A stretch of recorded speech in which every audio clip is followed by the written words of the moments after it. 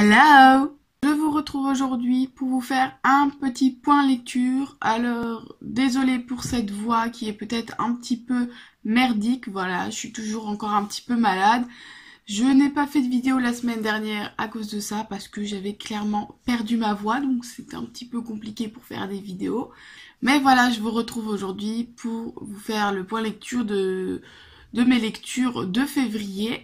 Donc on y va, on commence tout de suite, c'est parti!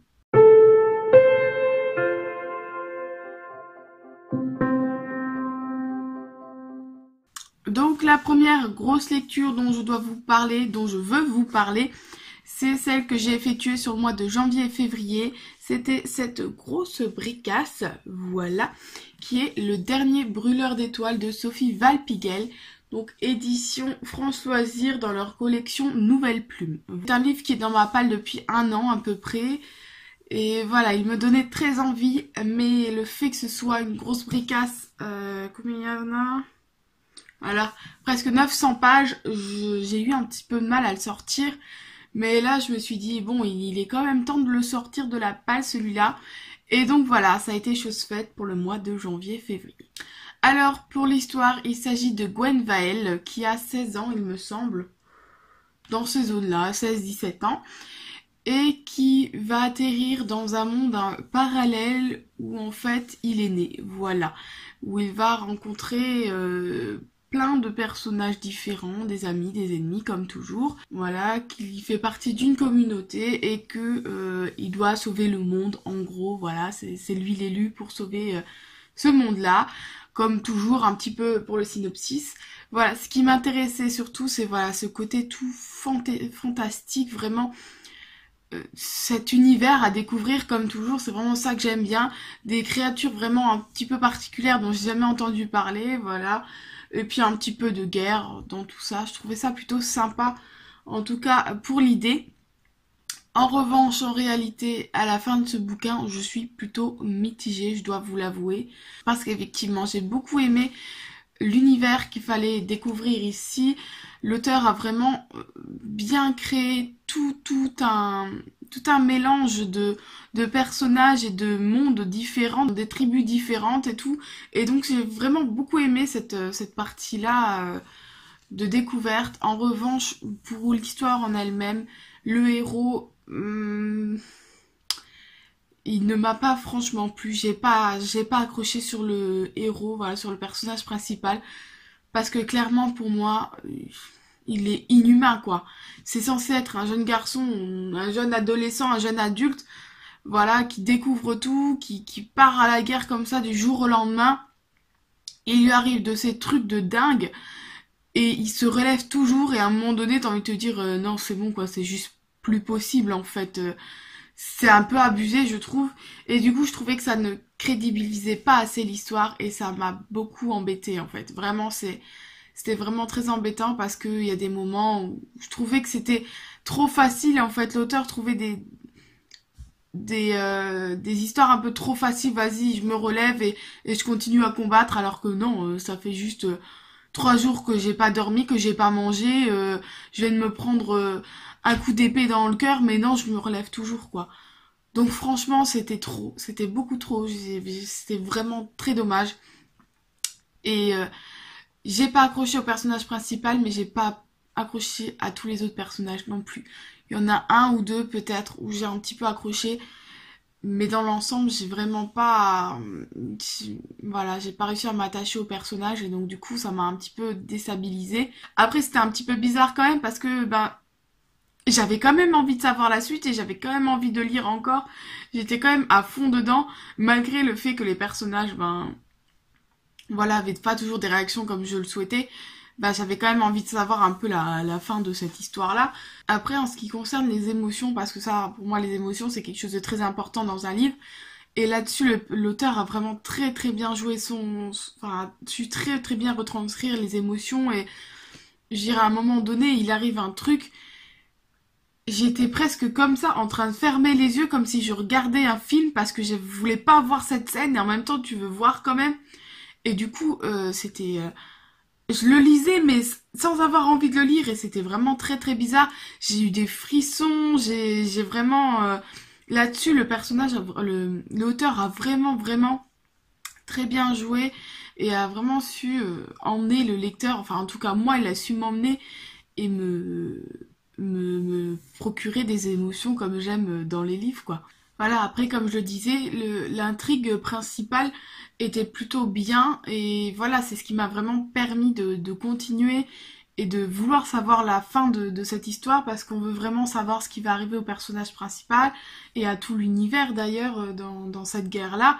Vraiment, le seul bémol que j'ai pu trouver à ce livre, c'est le personnage principal qui était beaucoup trop héroïque pour moi et pas assez humain tout simplement. Donc c'était vraiment dommage parce que c'était vraiment, voilà, c'est le personnage principal, donc forcément il a une bonne place, une grande place dans l'histoire et bah ça pose un petit peu problème. Mais pour le reste vraiment, c'était un très bon livre et voilà, c'est peut-être moi aussi qui abusait un petit peu, je sais pas, mais pour moi, voilà, c'était un petit peu dommage là-dessus. Après, la deuxième chose, c'est que peut-être si ça avait été une saga, voilà, je l'aurais vraiment très bien vu en saga, plutôt qu'en grosse bricasse comme ça. Ben peut-être qu'en saga, ça serait peut-être plus passé parce que j'aurais espacé un petit peu l'histoire et bah peut-être que ça m'aurait moins dérangé au final, je me dis.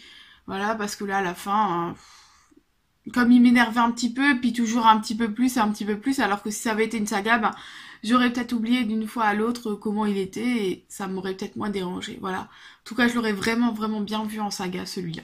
Bon, du coup, ben, je lui mets la moyenne, c'est-à-dire 2,5, parce que voilà, j'ai passé un bon moment, mais voilà, le petit bémol du personnage principal fait que, ben, ça a un petit peu cassé l'intrigue et l'histoire. Je passe ensuite à ma deuxième lecture du mois de février. Il s'agit de The Book of Ivy de Amy Angel, que j'ai en édition Pocket Jeunesse. Voilà, donc le petit format, en format poche. Alors pour l'histoire de ce livre, il s'agit de Ivy. C'est écrit en même temps. Donc il s'agit de Ivy qui est destinée à épouser le fils du président, parce qu'en fait il s'agit d'une dystopie, donc voilà, c'est plus tout à fait comme nous aujourd'hui, c'est deux familles qui ont recréé le monde, et donc elle fait partie de la famille, d'une des deux familles, et elle doit épouser le fils de l'autre famille, voilà. Sauf qu'en fait, elle est destinée depuis toute petite non seulement à l'épouser, mais aussi, comme on peut le voir ici, à le tuer. Voilà.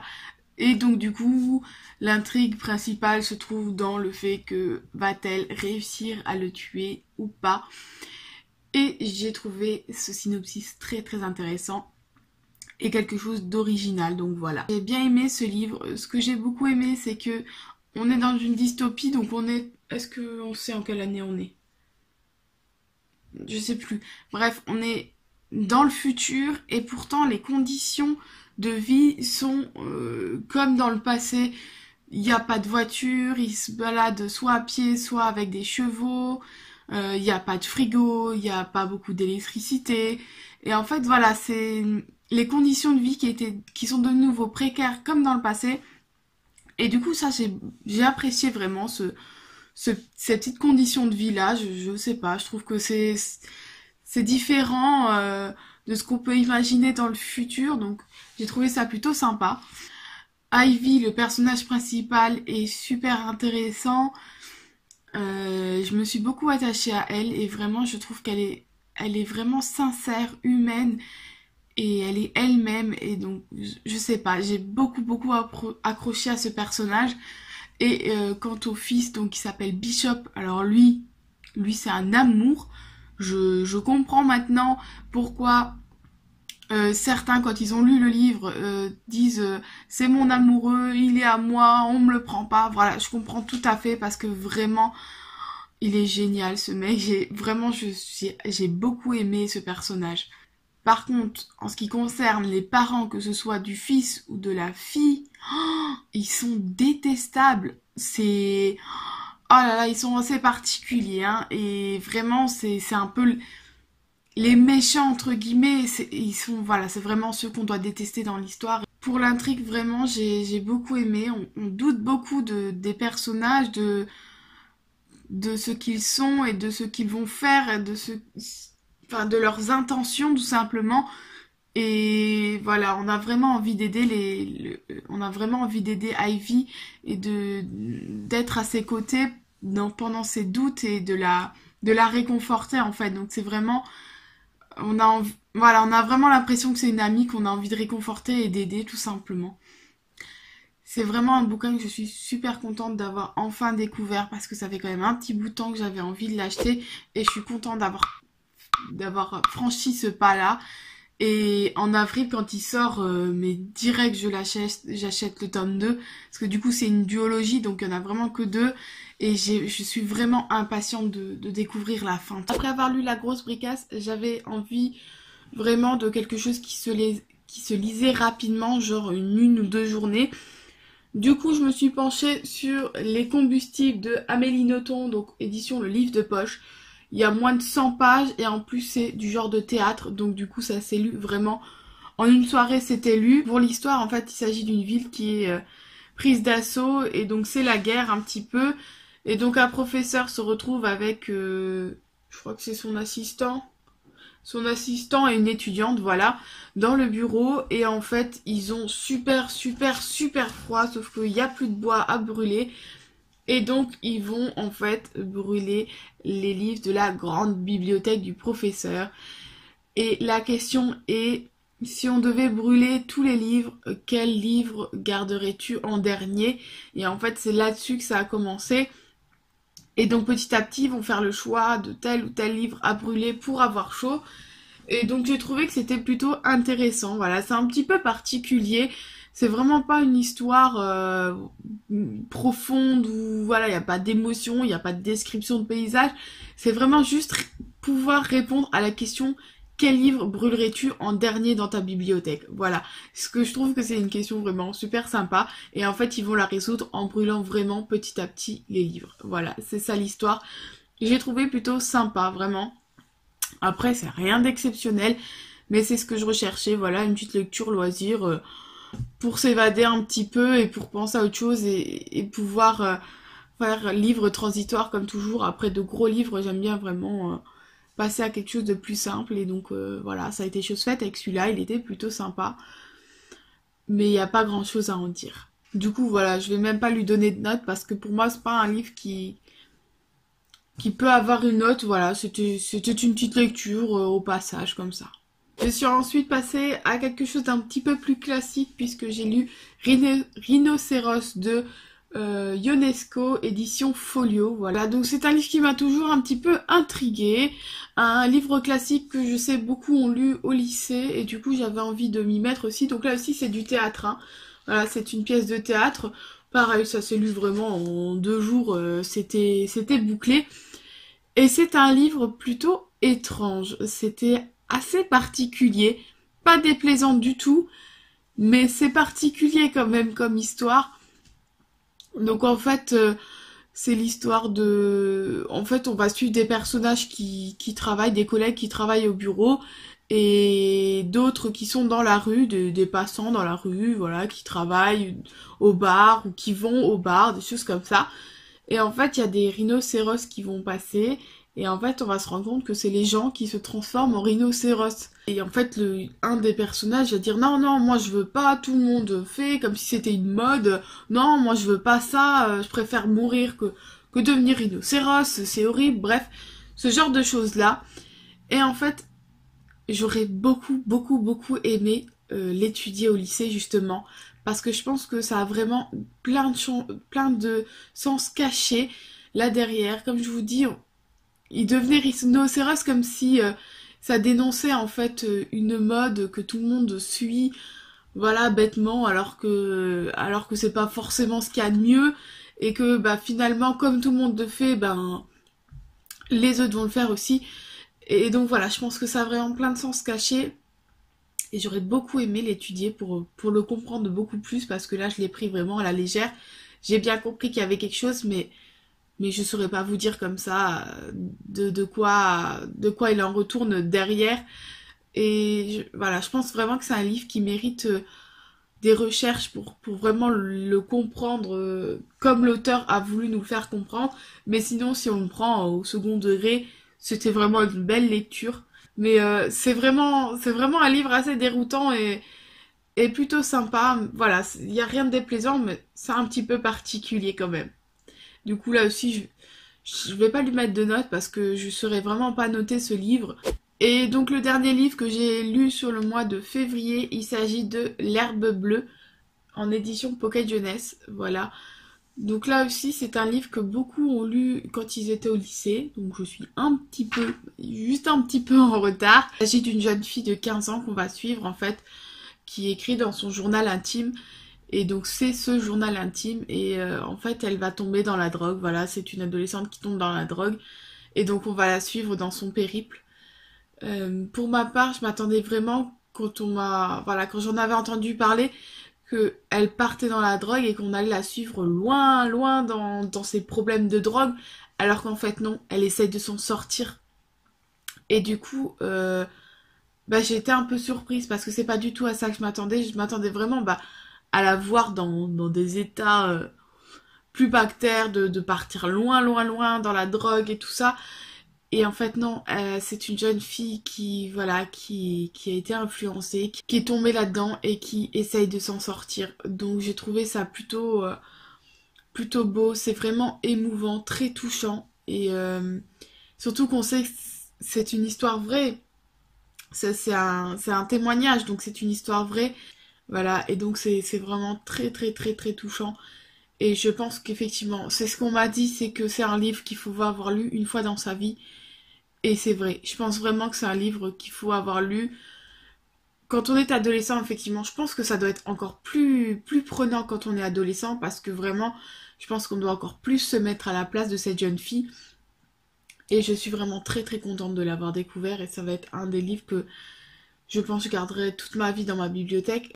Voilà, c'est vraiment un livre très très poignant, que j'ai beaucoup apprécié et que je suis vraiment très contente d'avoir découvert. Et là par contre je vais lui mettre une note. Alors c'est un livre rien d'extraordinaire, voilà, ça reste un témoignage, c'est pas une histoire où on part loin, où on s'évade. C'est un livre au contraire qui nous ramène vraiment à la réalité et ce qui peut arriver à des jeunes de 15 ans, voilà. Du coup, je lui ai mis 3 sur 5. C'est tout pour cette vidéo. J'espère que j'aurais pas été trop longue.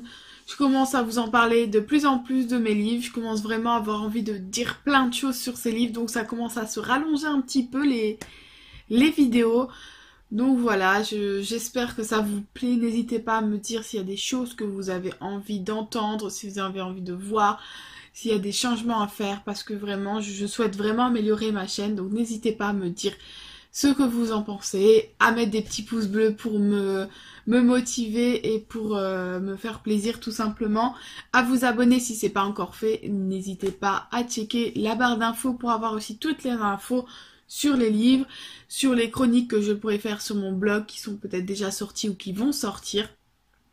Voilà, j'arrête de blablater et je vous dis à lundi prochain.